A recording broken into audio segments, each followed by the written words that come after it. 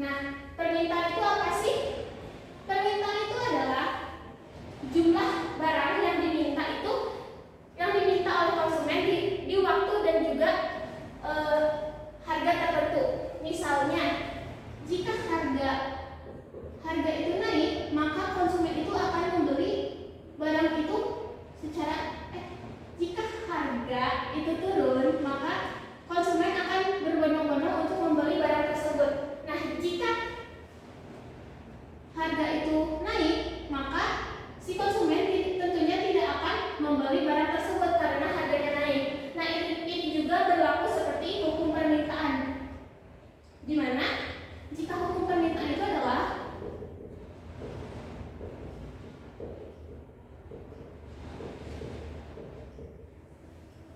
ketika harga barang di lingkungan kita naik, maka kuantitas atau permintaan kita terhadap barang itu akan turun. Nah, kemudian jika harga produk tersebut turun, maka kuantitas atau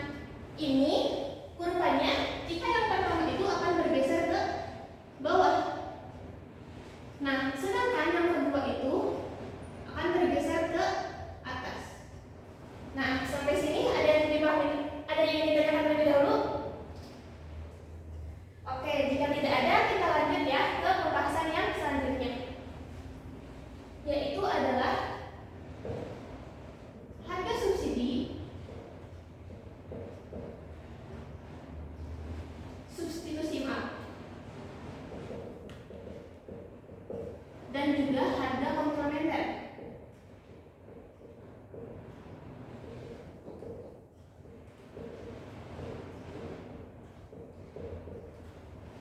Nah, yang pertama itu adalah kita akan membahas tentang harga substitusi terlebih dahulu.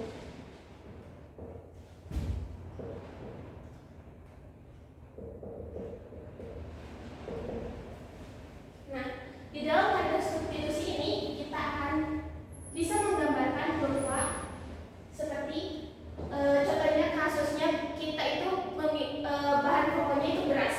Nah, bahan pokok pengganti beras itu adalah jagung. Kita asumsikan seperti itu saja ya. Karena di Majalengka ini ada prinsip bahwa tidak makan, kalau makan itu harus makan nasi gitu ya. Tidak boleh digantikan oleh makanan lainnya.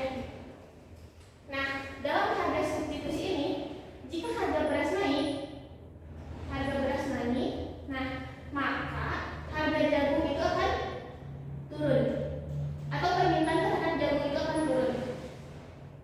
Nah, jika harga beras turun, maka permintaan pada jagung itu akan naik. Nah, kita gambarkan bahwa ini itu kurva tentang permintaan jagung kayak gitu. Nah, maka dalam kasus yang pertama itu kurvanya bergeser ke bawah. Nah, dalam kasus yang kedua kurvanya itu bergeser ke atas. Nah, selanjutnya ada barang komplementer, di mana barang komplementer itu adalah barang pelengkap gitu. Contohnya itu seperti teh dan gula. Kita asumsikan bahwa teh dan gula itu tidak harus saling melengkapi gitu. Dimana kalau kita mengkonsumsi teh, kita harus dilengkapi dengan gula gitu. Nah, yang kedua itu komplementer.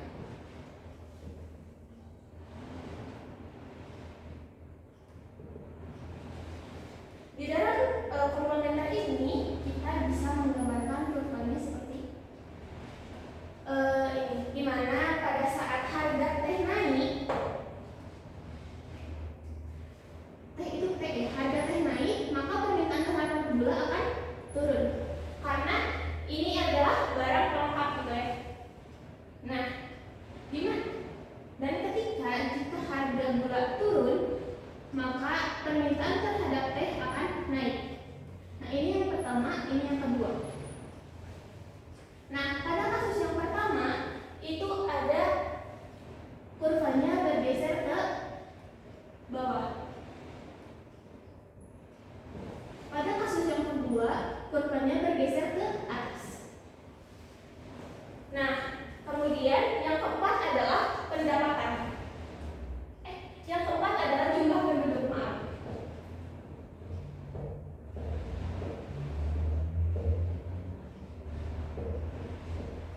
Nah, di dalam jumlah penduduk ini berlaku seperti ini. Jika jumlah penduduk naik, maka kuantitas terhadap barang itu akan naik. Karena semakin banyak penduduk, semakin banyak kita meminta akan barang tersebut. Nah, ini yang pertama itu bergerak ke atas. Nah, yang kedua itu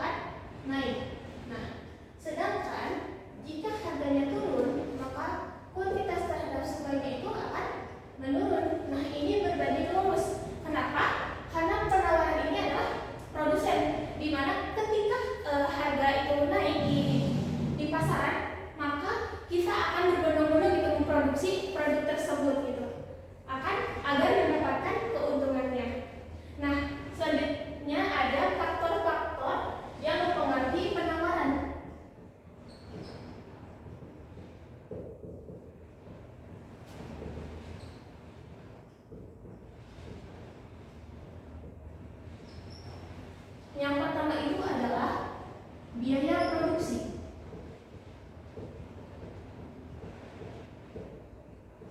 Nah, dimana jika biaya produksi itu meningkat, tentunya kita harus menjual barangnya itu juga sesuai dengan biaya produksi itu sendiri. Nah, di dalam kurvanya itu kita bisa gambarkan. Nah, kalau permintaan itu kurvanya ke bawah gitu ya. Kalau penawaran itu kurvanya ke atas.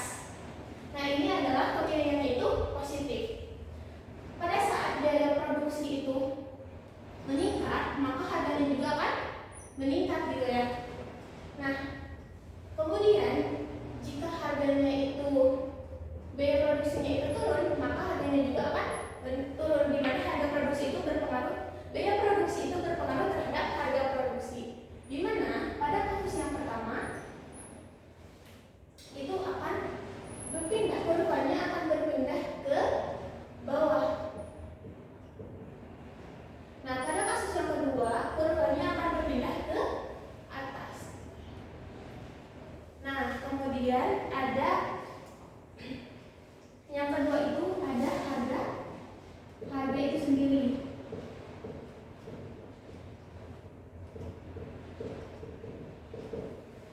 Nah, di dalam harga itu sendiri sama seperti biaya produksi gitu ya.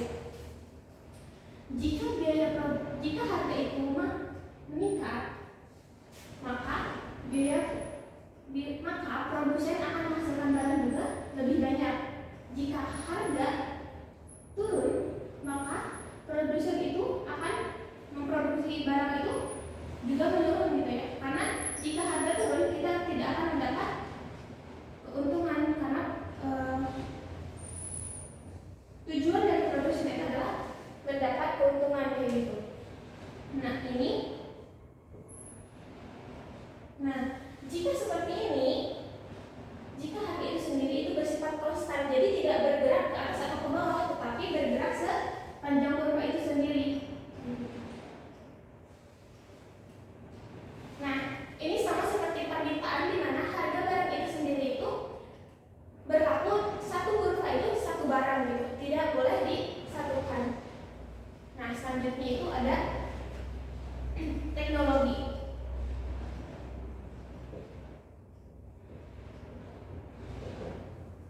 Nah, di dalam teknologi ini, jika teknologinya canggih, maka teknologinya itu meningkat atau canggih gitu ya, maka kuantitasnya itu akan meningkat juga karena lebih efisien gitu dengan adanya teknologi tersebut. Nah, kemudian jika teknologinya itu menurun atau teknologinya tidak efisien gitu untuk membuat barang tersebut, maka kuantitas itu juga akan menurun.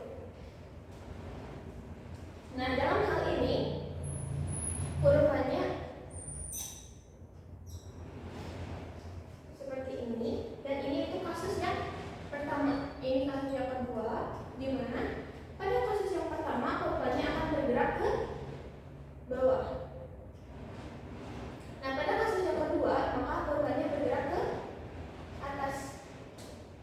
Nah, jadi bisa kalian ingat bahwa permintaan itu jika ada pergerakan antara jika permintaannya naik, maka kurvanya bergerak ke kiri atas. Nah, jika permintaannya itu menurun, maka kurvanya itu akan bergerak ke kiri bawah. Nah, sebaliknya jika pada penawaran itu, jika kuantitasnya itu naik, maka dia akan bergerak ke kiri bawah. Nah, sedangkan jika penawarannya itu menurun, akan bergerak ke kanan atas seperti itu. Nah, selanjutnya kita akan membahas tentang fungsi permintaan dan juga penawaran.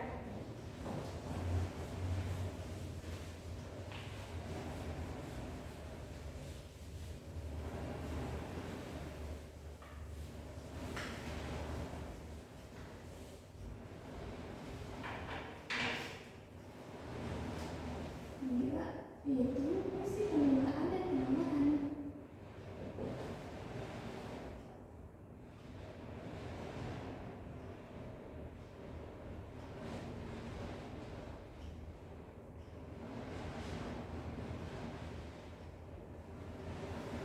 Nah, dalam fungsi permintaan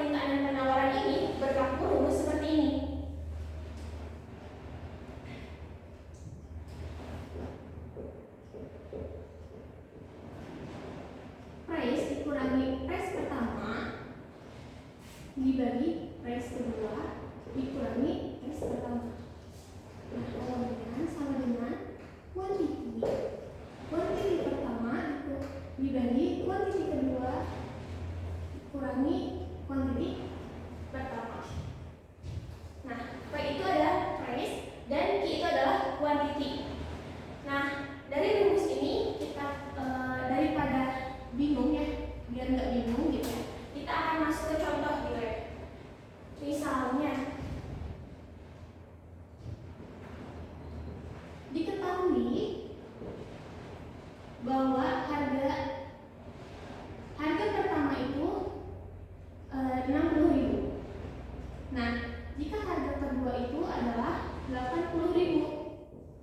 Nah, sedangkan kuantiti pertama yaitu 20 dan kuantiti kedua adalah 30. Nah, yang ditanyakannya itu adalah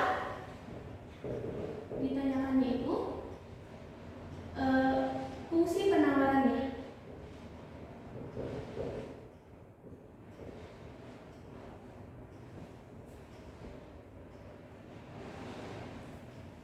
Nah, kita langsung bisa masukkan saja ya. Ini contohnya terlebih dahulu, nanti kalian kerjakan. Saya kasih satu contoh soal yang jawabannya itu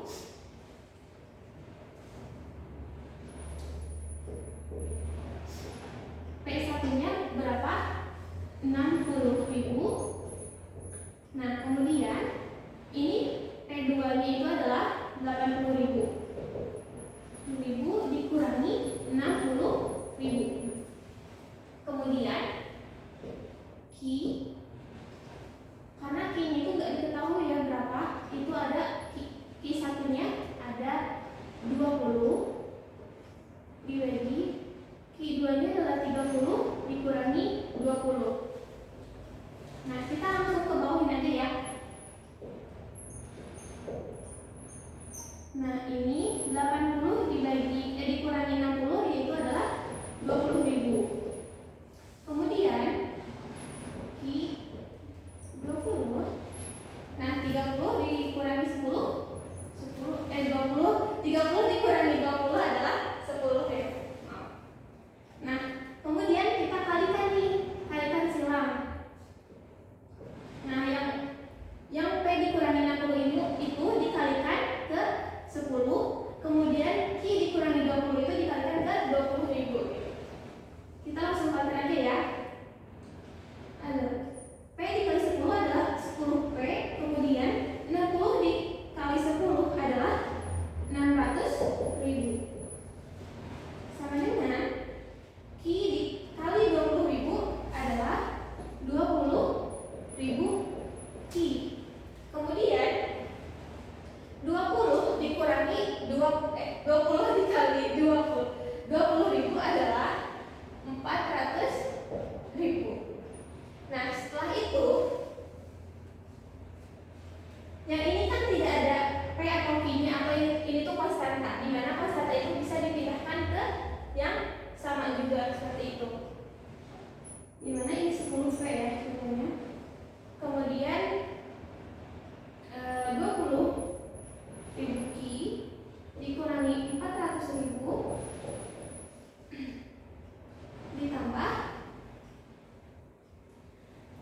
karena ini minus dipindah ke sini itu adalah plus ya, ditambah 600.000.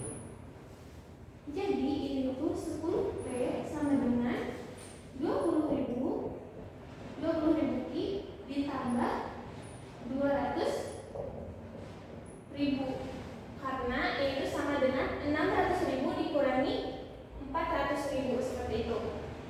Nah, sehingga habis itu kita ini bagikan dulu 10 karena kita hanya mencari P-nya aja. Ini tuh contoh, jadi 2.000 Q ditambah 20.000. Jadi fungsi permintaannya itu adalah fungsi penawarannya itu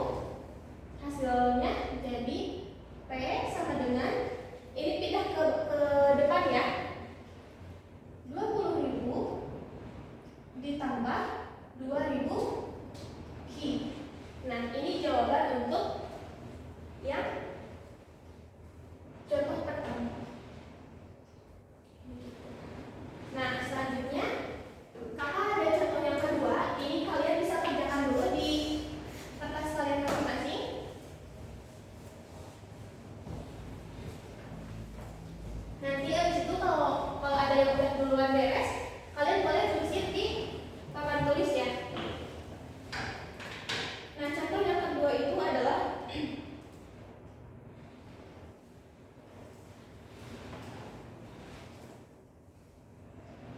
diketahui P1-nya adalah 20.000 dan P2-nya adalah 40.000.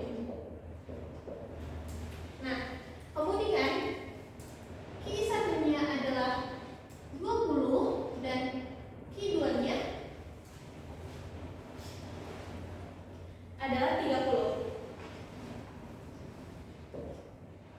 Nah, ini kalian bisa kerjakan dulu di kertas kalian, atau bisa langsung ada yang bisa mengerjakan di papan tulis, boleh langsung ke depannya. Ada yang mau mengerjakan?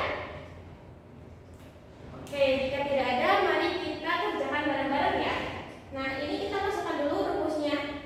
Seperti yang ini, sama. Jawaban.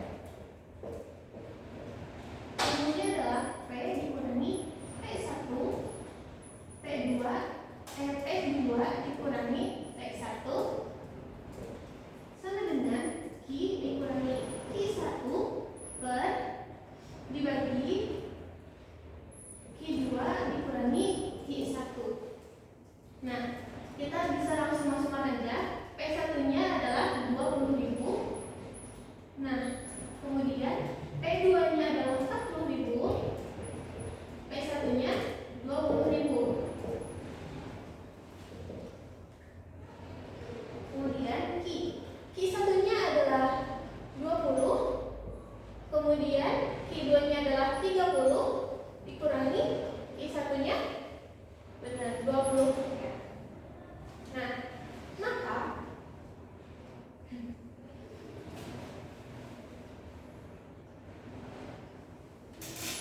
P dikurangi 20.000 per 40.000 dikurangi 20.000 itu adalah 20.000. Nah, kemudian ada Q dikurangi 20 per 30 dikurangi 10, 30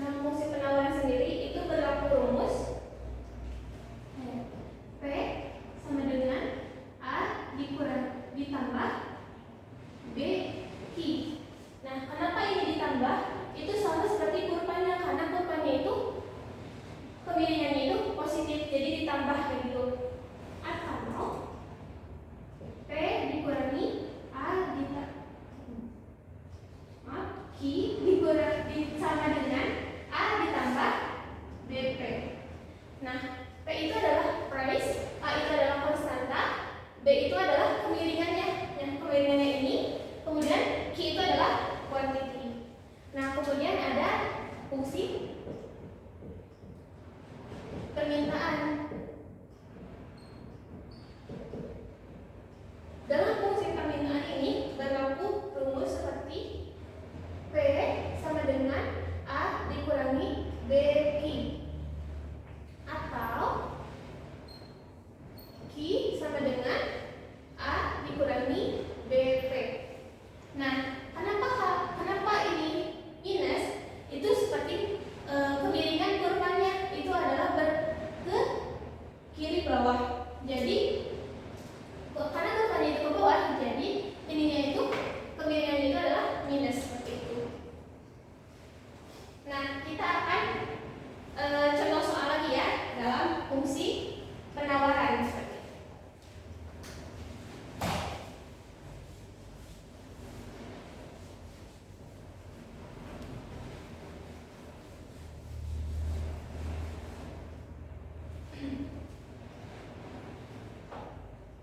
Contoh soal yang pertama tentang fungsi penawaran terlebih dahulu ya.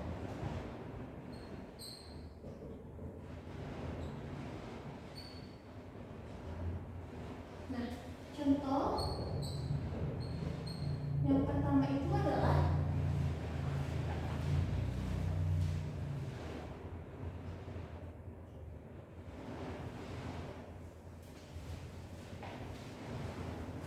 Q sama dengan 60.000 dikurangi ditambah 5P. Nah, diketahuinya itu kuantitasnya itu 10.000. Nah, ini kita bisa jawab seperti ini. Karena Q-nya udah diketahui, maka kita langsung masukkan aja ya. Q-nya itu adalah 10.000 sama dengan 60.000 ditambah 5P. Berarti yang kita cari adalah price-nya ya. Nah, ini bisa kita pindahkan ke 10.000 dikurangi 60.000. Nah, kemudian ini 5P. Ini ada ini berarti minus 50.000 sama dengan 5P. Berarti P-nya adalah 50.000 dibagi 5. Jadi hasil harganya itu adalah 10.000 seperti itu ya. Nah, selanjutnya ada contoh yang kedua, yaitu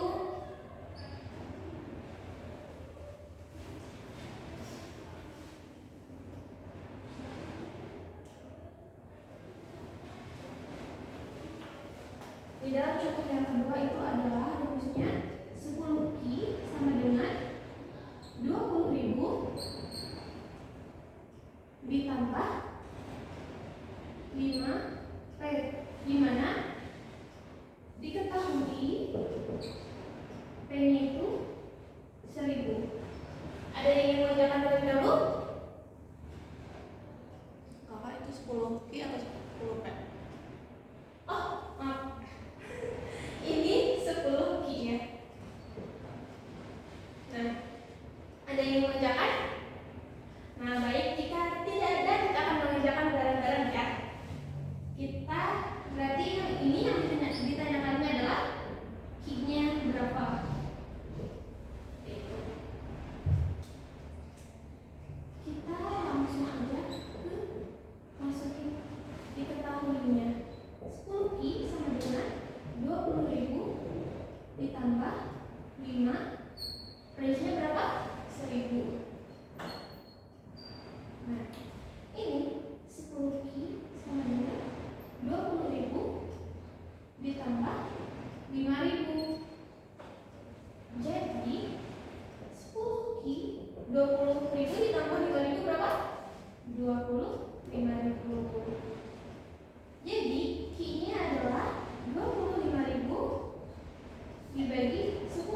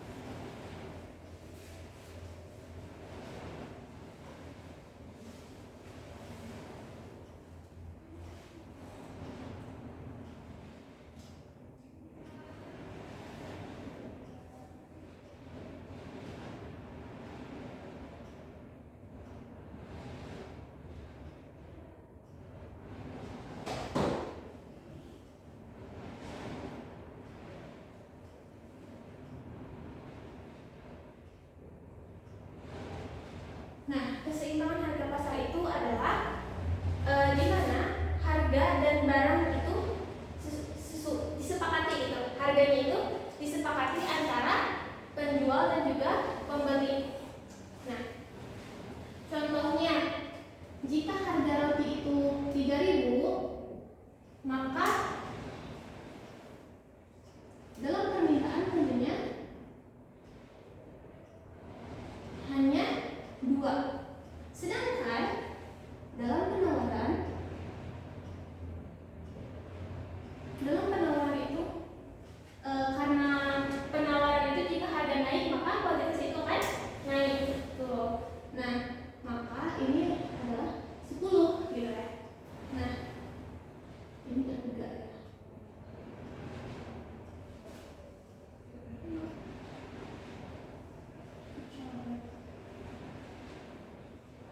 Nah, ketika harga itu 2.500, maka permintaannya itu 4, sedangkan penawarannya itu 8. Karena semakin murah nih harganya gitu. Kemudian ada harganya di 2.000. Jika harga roti itu 2.000, maka permintaan terhadap roti itu adalah 6 gitu ya. Nah, penawaran terhadap roti itu tentunya 6 juga. Nah, kemudian contohnya harganya itu 1.500. Nah, permintaan terhadap roti itu menjadi 8, sedangkan penawaran terhadap roti itu karena ini tuh lebih murah gitu ya, maka 4. Nah, jadi harga keseimbangan pasarnya ada di 6 gitu ya, karena ini tuh sama-sama 6, dimana ini tuh adalah harga kesepakatan antara permintaan dan juga penawaran. Nanti harga yang beredar di luaran sana itu harga rotinya 2.000 gitu, tidak boleh kurang dan tidak boleh lebih untuk menjaga persaingan secara sehat seperti itu. Nah, di dalam kurvanya bisa digambarkan seperti ini. Ini kurva permintaan berarti menjorok ke bawah. Ini 2, ini 4, ini 8, ini 6, dan ini 8. Ini harganya berarti dari yang mahal dulu 3.000, ini 2.500, ini 2.000, dan ini 1.500. Nah, seperti yang tadi, jika pada permintaan itu jika harganya 3.000, maka permintaannya cuma 2. Nah, jika harganya 2.500, maka permintaannya 4. Kemudian jika harganya 2.000, maka permintaannya 6. Dan jika harganya 500, maka permintaannya yaitu 8. Sedangkan ini yang permintaan ya. Permintaan. Nah, sedangkan yang penawaran itu jika harganya 3.000, maka produsen akan memproduksi sebanyak 8 pieces. Jika harganya 2.500, maka produsen itu akan memproduksi sebanyak 6 pieces. Kemudian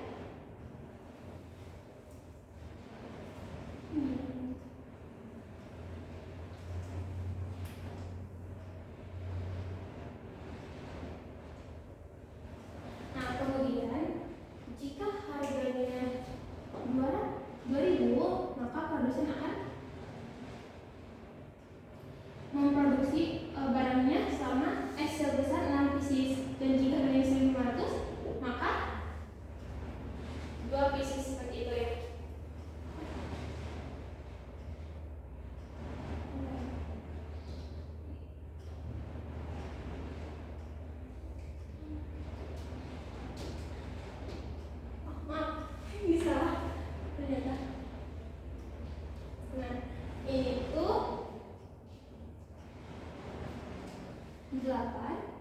Ini 4, ini 6, ini 2. Nah, harga keseimbangan pasarnya di 6.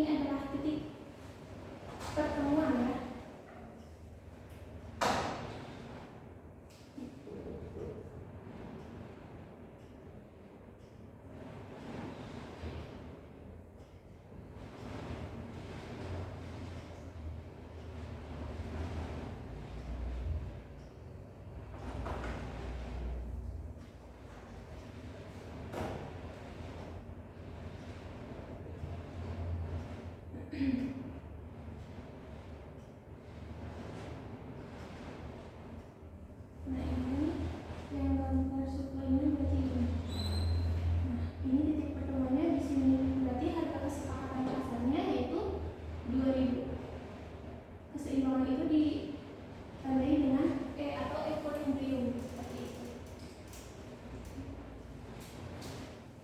Aku mau tanya dulu. Apa?